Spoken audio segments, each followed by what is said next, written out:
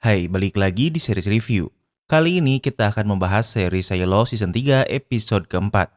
Sebagai pengingat, di episode sebelumnya, Daniel dan Helen menemukan rekaman saat pesawat Charlotte diserang. Namun saat kembali menemui Steve, tempatnya sudah berantakan. Sementara Juliet berhasil menemukan Lucas di tambang, namun Camille menembakkan racun tikus di sana. AI memberi saran Camille untuk membunuh Juliet sekarang dan Camille setuju. Apa yang akan terjadi di episode kali ini? Tanpa berlama-lama, mari kita bahas. Di awal series kita akan melihat Daniel dan Helen yang baru keluar dari tempat Steve yang berantakan. Daniel ingin menelepon seseorang namun Helen menghentikannya bahkan menghancurkan ponsel Daniel. Mereka pikir orang yang membuat Helen menghilang pasti menyadap ponsel mereka.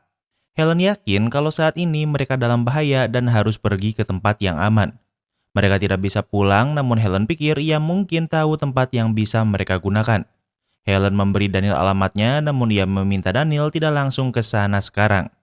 Waktu berlalu, mereka pergi ke sebuah rumah. Rumah ini adalah milik mantan Helen.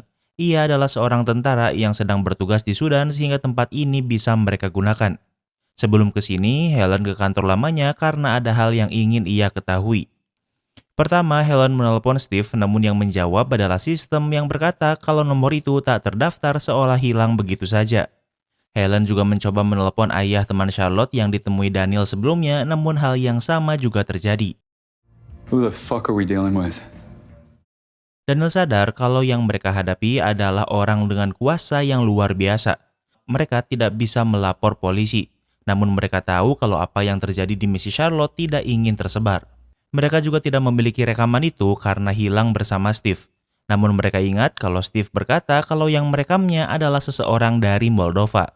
Mereka tidak tahu siapa itu, namun mereka ingat saat Steve berkomunikasi, ia bermain catur. Helen pikir mungkin itu adalah caranya berkomunikasi agar tidak ketahuan. Mungkin lawan game catur Steve inilah orang dari Moldova itu. Keesokan harinya saat Helen bangun, Daniel sudah bangun lebih dulu dan membeli makanan. Daniel berkata ia harus menelepon seseorang sehingga ia meminjam telepon milik pemilik toko makanan untuk menghubungi seseorang. Kemudian mereka pergi menemui teman Daniel yang bernama Sam. Sam sama anggota pemerintahan seperti Daniel. I need your help, Sam. Daniel membutuhkan bantuan Sam untuk menemukan seseorang. Orang itu adalah orang yang bermain catur online bersama Steve. Daniel menambahkan kalau Charlotte menjalankan sebuah misi rahasia.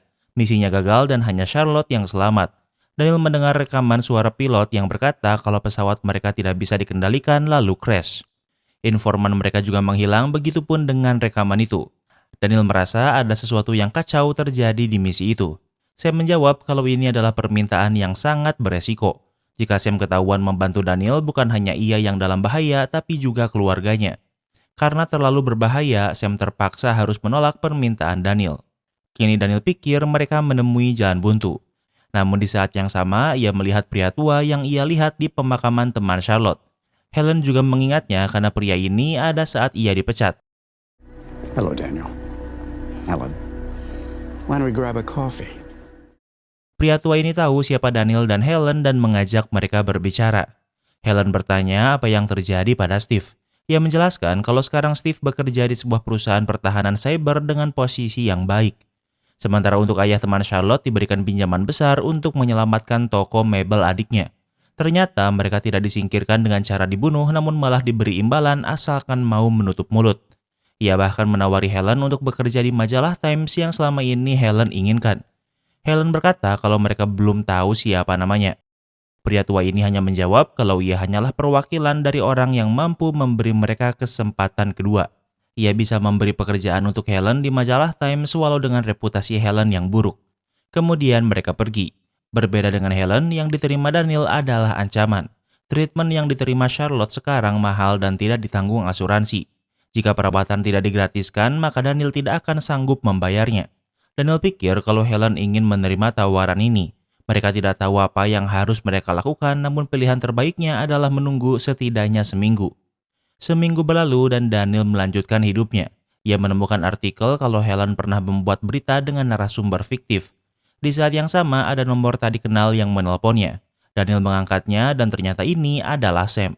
Sam menelpon menggunakan nomor sekali pakai. Selama seminggu ini ia sudah memikirkan perkataan Daniel dan karena penasaran ia memeriksanya. Ia menemukan kalau ada kejanggalan dan menemukan sesuatu yang tak akan Daniel percaya. Kemudian Daniel menemui Helen. Daniel memberitahu kalau Sam menemukan sesuatu. Ia tahu kalau Helen ingin berhenti, namun Daniel tak yakin apa ia bisa melakukan ini sendirian. Kini kita maju ke masa sekarang. Camille baru keluar ruang server dan ia sudah membulatkan tekad untuk membunuh Juliet demi keselamatan Shiloh. Ia menghubungi orang yang menjaga ruangan Juliet untuk memberi pesan pada perawat. Saat Camille ke ruang IT, ia bertemu dengan Robert yang menunggunya. Camille memberitahu kalau Robert selaku hakim Shiloh segera menyiapkan pelantikan untuk wali kota sementara. Robert tahu kalau racun tikus ditambang tak cukup untuk membunuh Juliet. Camille menjawab kalau racun tikus itu untuk membunuh Lucas, namun Lucas berhasil kabur. Robert mengerti kalau dengan membunuh Juliet secara diam-diam akan membuat Juliet mati sebagai pahlawan. Sebagai gantinya, mereka tidak akan memasukkan vitamin D plus ke suplai air Shiloh. I'll do it for you. It has to be me. Membunuh Juliet adalah tugas berat dan Robert bersedia menggantikan Camille, namun Camille menjawab kalau ini adalah tugasnya. Sementara itu, penjaga ruang Juliet memberitahu ia diminta untuk membius Juliet sampai Camille datang ke sini. Perawat meminta Juliet dipegangi. Juliet sudah mulai sadar sehingga memberontak walau masih lemah.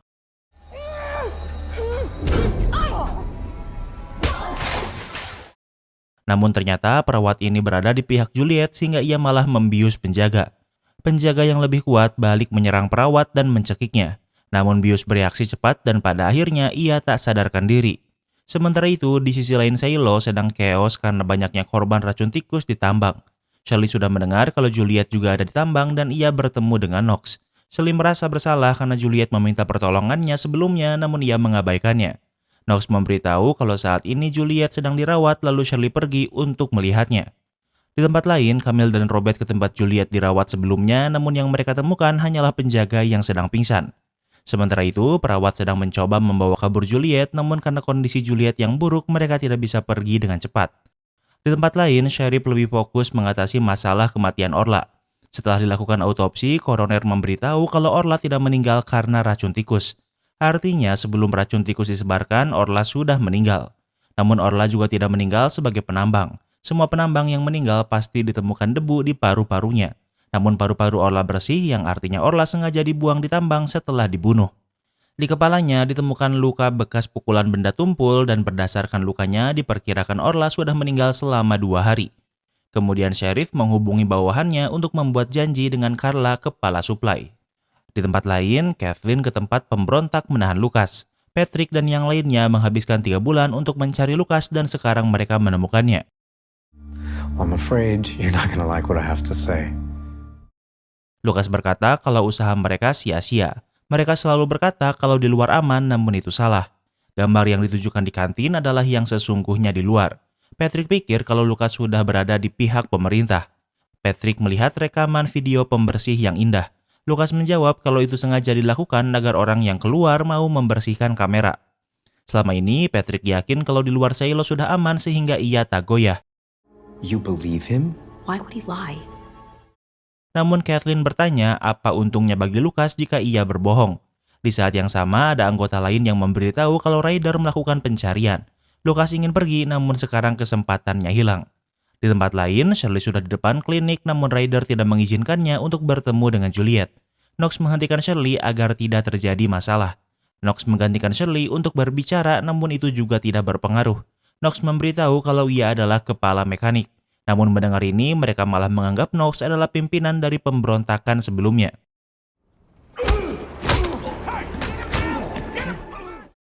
Knox tak jauh berbeda dan malah menyerang Ryder sehingga mereka memukulinya. Namun dengan kekacauan ini bisa dimanfaatkan Shirley untuk menyelinap masuk. Di dalam, Shirley mencari Juliet dengan mengendap-endap. Ia melihat Robert yang memberi instruksi pada Ryder untuk mencari Juliet dengan diam-diam. Kini Shirley sadar kalau Juliet menghilang dan sedang dalam bahaya. Kemudian Camille menemui Robert. Camille tidak mengerti kenapa perawat mengkhianati mereka padahal mereka memilih langsung perawat ini.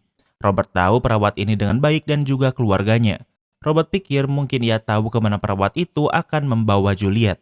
Kemudian Shirley keluar dan memberitahu Knox kalau Juliet masih hidup dan sedang kabur. Namun Camille dan Robert ingin Juliet mati sehingga sekarang ia dalam bahaya. Kini Shirley akan mengikuti Robert. Di tempat lain, perawat dan Juliet hanya bisa bersembunyi karena terkepung. Perawat tumbuh di bagian medis sehingga ia tahu kalau ada tangga rahasia untuk turun ke bawah. Namun Juliet masih defensif pada perawat.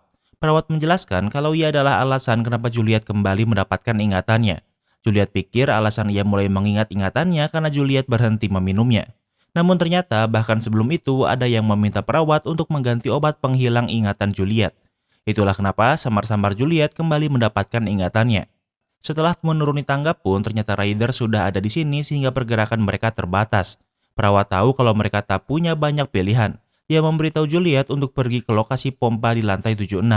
Kemudian perawat menunjukkan diri pada Ryder agar mereka menangkapnya. Dengan begitu Juliet punya kesempatan untuk melarikan diri. Juliet mengikuti arahan perawat dan berhasil menemukan pompa di lantai 76.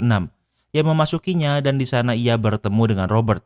Robert ingin berbicara, namun karena Juliet pikir Robert jahat, ia memilih keluar.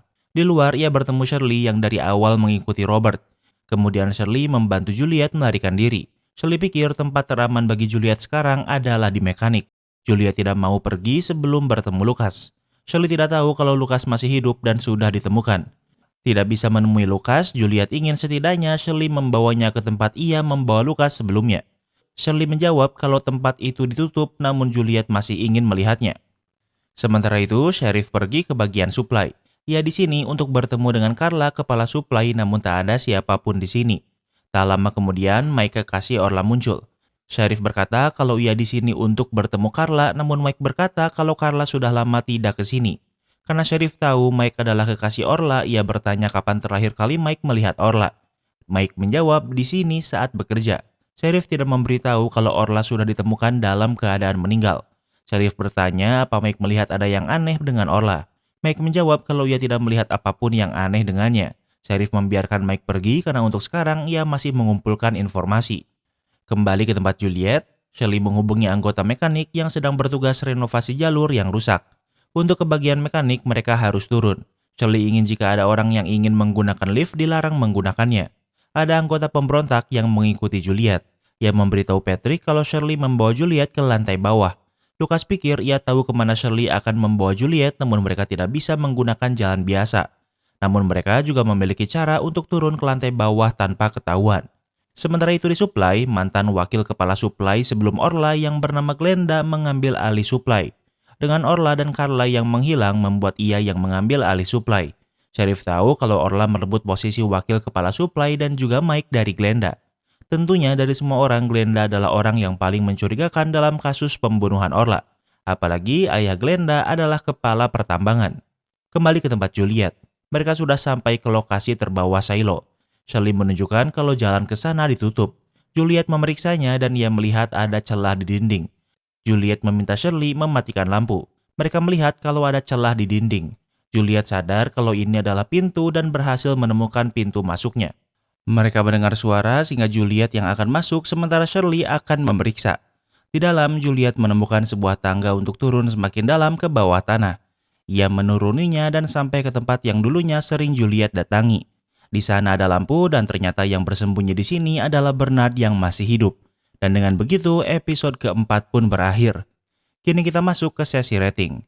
Episode ini pendek banget, cuma 47 menitan, tapi secara progres adalah yang paling menarik menurut Mimin. Jujur, Mimin gak expect kalau Bernard masih hidup. Menurut Mimin, yang nyelamatin Bernard adalah Robert. Orang yang nyuruh perawat ganti obat Juliet juga Robert. Jadi sebenarnya Robert ini orang baik. Mimin suka banget episode ini, jadi untuk rating, Mimin kasih rating 9/10. Apa kamu setuju sama rating Mimin? Jangan lupa like video ini kalau kamu suka dengan video ini, dan jangan lupa juga cek video kita lainnya. Terima kasih sudah menonton dan sampai bertemu lagi di episode berikutnya.